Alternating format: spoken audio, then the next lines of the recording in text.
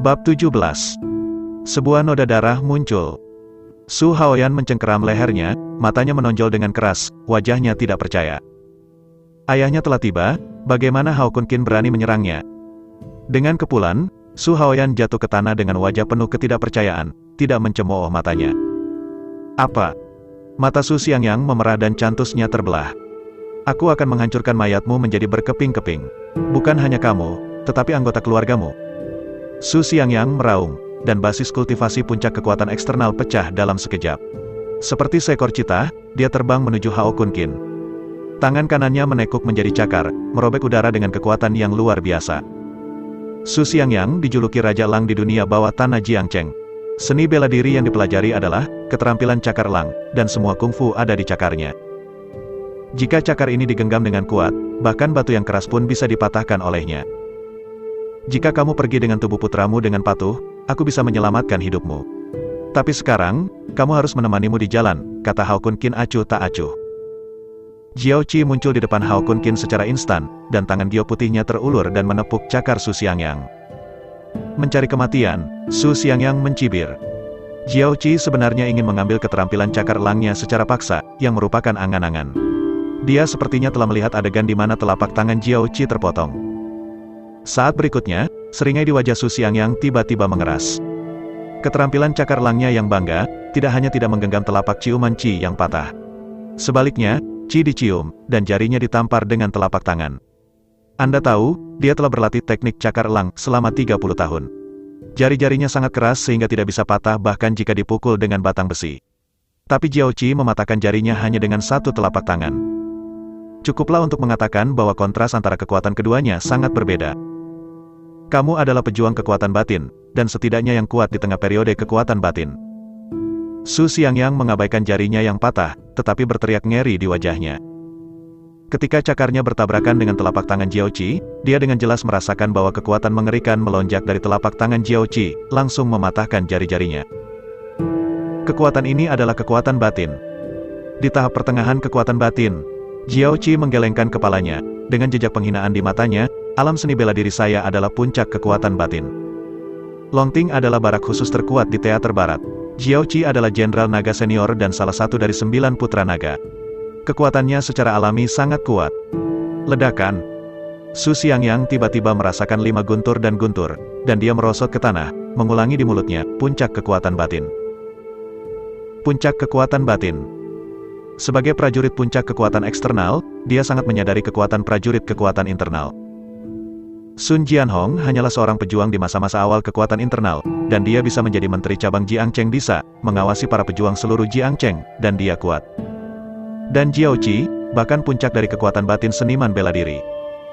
Ada sangat sedikit keberadaan yang menakutkan seperti itu, bahkan di antara keluarga papan atas di ibu kota provinsi.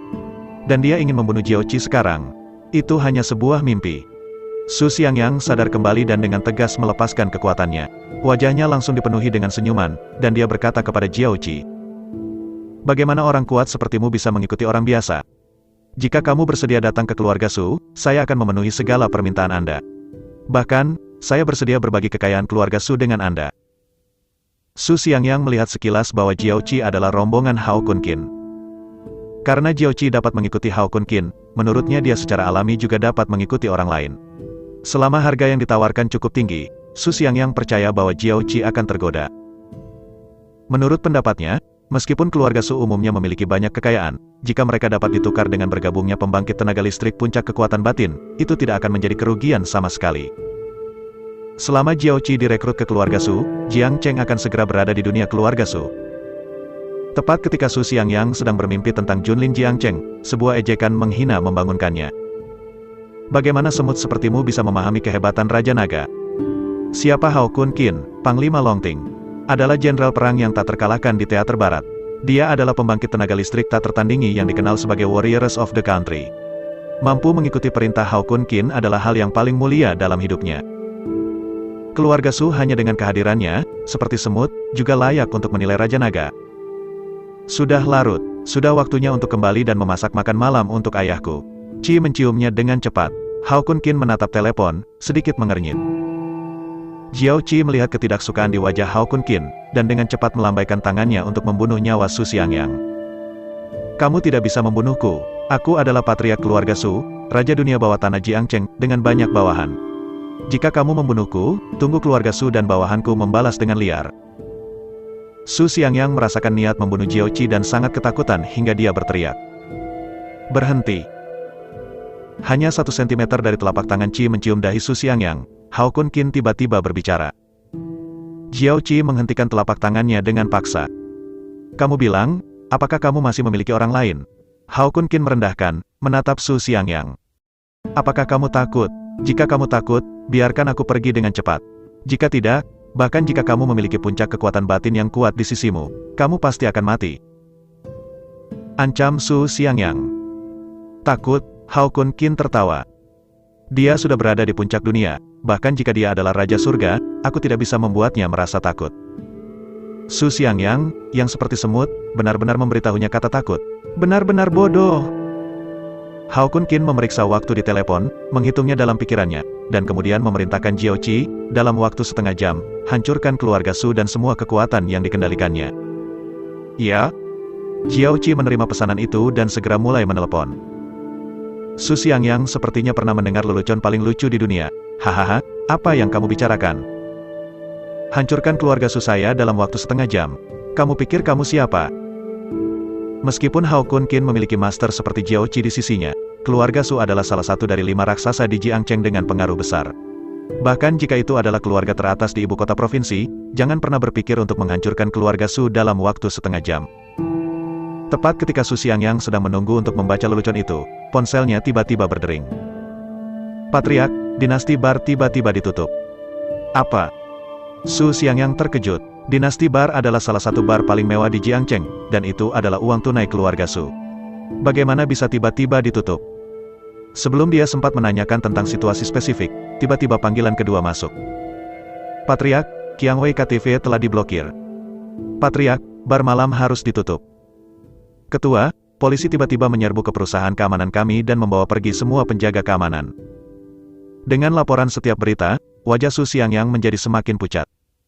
Perusahaan Su, bar, dan KTV semuanya diambil. Dia tahu bahwa keluarga Su sudah berakhir. Tapi dia tidak mengerti bahwa itu baik-baik saja sebelumnya, betapa tiba-tiba keluarga Su dicabut. Su Xiangyang tiba-tiba teringat sesuatu, dan menatap Hao Kun Qin dengan kedua matanya dengan ngeri. Kamu berhasil. Bab 18. Hao Kun Qin baru saja mengatakan bahwa keluarga Su akan dihancurkan dalam waktu setengah jam. Segera setelah itu, keluarga Su mengalami pukulan fatal, dan perusahaan, bar, dan KTV semuanya tumbang. Kecuali Hao Kun Qin, Su Xiangyang tidak pernah memikirkan siapa yang melakukannya. Tapi bagaimana mungkin Hao Kun Qin memiliki energi yang begitu besar? Siapa kamu? Su Xiangyang bertanya dengan mata merah dan gigi terkatup. Keluarga Su sudah berakhir, tetapi dia bahkan tidak tahu identitas sebenarnya dari orang yang memprovokasi dia saat ini. Dia tidak berdamai. Siapa saya? Ekspresi Hao Kun Qin acuh tak acuh, tetapi kekuatan mengerikan meletus darinya, seperti langit yang perkasa, menghancurkan langit. Su Xiangyang jatuh berlutut dengan bunyi gedebuk. Di bawah kekuatan Hao Kun Qin, dia bahkan tidak bisa mengangkat kepalanya. Saya Hao Kun Qin, Panglima tertinggi melindungi negara. Suara Hao Kun Qin keluar perlahan, meskipun tidak keras, namun terdengar seperti guntur di telinga Su Xiangyang. Su Xiangyang benar-benar buta, membiarkan kekuatan Hao Kun Qin, dan menekannya ke tanah. Panglima yang bertugas melindungi negara. Komandan dalam melindungi negara. Su Xiangyang, yang terbaring di tanah, tampak kusam dan terus mengulangi kata-kata ini di mulutnya. Panglima melindungi negara, apa yang melindungi negara? Dengan 3 bintang umum di pundaknya, pemimpin tertinggi dari zona perang, Santo pelindung kerajaan Xia besar. Dia bahkan menyinggung seorang komandan yang bertugas melindungi negara dan mengancam akan menghancurkan keluarga komandan. Memikirkan hal ini, hati Su Xiangyang berkedut, mulutnya berbusa, dan pupil matanya berangsur-angsur membesar. Dia ketakutan setengah mati. Keluarga Su telah menyinggung Raja Naga berkali-kali. Sebagai patriark, Su Xiangyang seharusnya dihukum berat. Tapi sekarang dia takut setengah mati, itu terlalu murah untuknya, kata Jiao Qi dingin. Ayo pergi. Hao Kun Qin berbicara dengan ringan dan pergi dengan Jiao Qi. Hao Kun Qin kembali ke rumah, seolah-olah tidak ada yang terjadi. Ketika dia berjalan ke dapur, dia mulai menyiapkan makan malam untuk ayahnya. Baginya, menghancurkan keluarga Su semudah menghancurkan semut. Aku tidak peduli sama sekali. Belum lagi keluarga Su, bahkan keluarga besar di ibu kota provinsi tidak bisa masuk ke matanya. Untuk Hao Kun Qin, masalah sepele, saat ini, menyebabkan kegemparan di Jiangcheng. Dengan kehancuran keluarga Su, seluruh Jiangcheng seperti gempa bumi. Pasukan utama telah mengirim orang untuk menyelidiki alasan penghancuran keluarga Su. Di dalam villa keluarga Fang Ziyuan terlihat sangat jelek ketika mendengar laporan dari bawahannya. Su Haoyan sudah mati, Su Xiangyang juga mati, keluarga Su tumbang. Tidak perlu memikirkannya, itu pasti tulisan tangan Hao Kun Qin. Tapi dia tidak tahu bagaimana Hao Kun Qin bisa memiliki energi yang begitu besar. Sebagai salah satu dari 5 raksasa di Jiangcheng, keluarga Su memiliki kekuatan yang sangat besar. Bahkan jika itu adalah keluarga Fang, sulit untuk mencabutnya. Hao Kun Qin, orang biasa tanpa dasar, dapat melakukannya. Kecuali, Sun Jianhong telah mengambil kesempatan. Mata Fang Ziyuan berkedip, dan semakin dia memikirkannya, semakin dia merasa bahwa dia benar. Sun Jianhong, sebagai kekuatan internal yang kuat, juga menteri cabang Jiangcheng Disa, dengan kekuatan besar. Tidak akan sulit baginya untuk melakukan upaya habis-habisan untuk menghancurkan keluarga Su. Aku tidak menyangka Hao Kun Qin, seorang paria, bisa menyanjung Sun Jianhong. Aku benar-benar meremehkannya, Fang Ziyuan menggertakkan giginya. Namun, apakah Anda berpikir bahwa jika Anda memiliki Sun Jianhong sebagai pendukung Anda, semuanya akan baik-baik saja? Ini adalah Jiangcheng, situs keluarga Fang kami. Keluarga ini terutama membunuh Anda, tidak ada yang bisa menjadi pendukung Anda. Mata Fang Ziyuan berkilat dengan dingin, niat membunuh. Setelah itu, dia mengangkat telepon dan memutar panggilan. Itu adalah hari berikutnya dalam sekejap mata setelah makan di siang hari. Hao Kun Qin meninggalkan rumah bersama Jiao Qi dan pergi ke real estate untuk dijual di Jiangcheng. Rumah di rumah terlalu tua dan lokasinya tidak bagus. Sekarang setelah dia kembali, dia secara alami ingin membuat masa tinggal ayahnya lebih nyaman. Setengah jam kemudian, Hao Kun Qin dan Qi datang ke real estate paling mewah di pinggiran utara Taman Jiangcheng Cuijing. Meskipun Cuijing Yuan tidak sebanding dengan kelas atas Nancheng tempat keluarga Fang tinggal, itu juga merupakan salah satu lingkungan teratas di Jiangcheng. Lingkungan di area kecil itu indah, rasio luas lantainya rendah, dan keamanannya juga sangat baik. Banyak orang kelas atas di Jiangcheng memiliki rumah mereka di sini. Bagian penjualan dibagi menjadi 2 area villa dan area bungalow. Hao Kun Qin bahkan tidak melihat ke area bungalow, dan berjalan lurus menuju area villa. Seorang wanita cantik berseragam berjalan sambil tersenyum. Halo, nama saya Xiao Liu. Saya adalah konsultan real estate di sini. Di Cuijing Garden, saat ini ada 3 jenis villa yang dijual. Mereka adalah townhouse seluas 220 meter persegi dan villa keluarga tunggal seluas 280 meter persegi. Petik 2. Xiao Liu, yang memperkenalkannya, tiba-tiba diinterupsi oleh Hao Kun Qin. Langsung memperkenalkan yang paling mahal. Xiao Liu berhenti, lalu menatap Hao Kun Qin. Melihat cuaca luar biasa Qin, Jiao Qi di sampingnya tidak terlihat seperti orang biasa. Lanjutnya sambil tersenyum. Villa paling mahal di Taman Cuijing kami adalah villa keluarga tunggal seluas 360 meter persegi dengan 3 lantai di atas dan di bawah, dengan taman sendiri. Xiao Liu menunjuk ke model meja pasir di depannya dan memperkenalkan perlahan. Saat ini, di Cuijing Garden kami, masih ada 5 villa seperti itu. Mereka adalah Villa No. 1, lokasi terbaik, terletak di dekat danau buatan. Duduk dan saksikan pemandangan indah di danau. Villa No. 3 terletak di... Tidak ada pengantar, kami akan memesan Villa One, kata Hao Kun Qin ringan. Xiao Liu terkejut dan tidak bisa menahan diri untuk mengatakan, Tuan ini, harga Villa One adalah 15 juta. Apakah Anda yakin ingin membelinya? Oke, tanda tangani saja kontraknya. Kata-kata Hao Kun Qin membuat Xiao Liu tampak terkejut. Dia telah bekerja di departemen penjualan selama beberapa tahun dan belum pernah melihat pelanggan yang begitu berani. Dari pemeriksaan hingga reservasi, bahkan 5 menit pun tidak ada gunanya. Saya membeli villa paling mahal di real estate. Tepat ketika Xiao Liu hendak mendapatkan kontrak, sebuah suara arogan tiba-tiba datang. Villa One, aku membelinya lebih sedikit. Hao Kun Qin sedikit mengernyit dan menoleh untuk melihat. Orang di sini adalah seorang pemuda berusia 20-an, dengan merek-merek terkenal di sekujur tubuhnya. Sepintas, dia tahu dia adalah putra dari keluarga kaya. Ayo dulu, datang nanti. Aku sudah memesan Villa One, kata Hao Kun Qin ringan. Pria muda itu menyipitkan mata pada Hao Kun Qin dan mencibir, bagaimana kalau meletakkannya?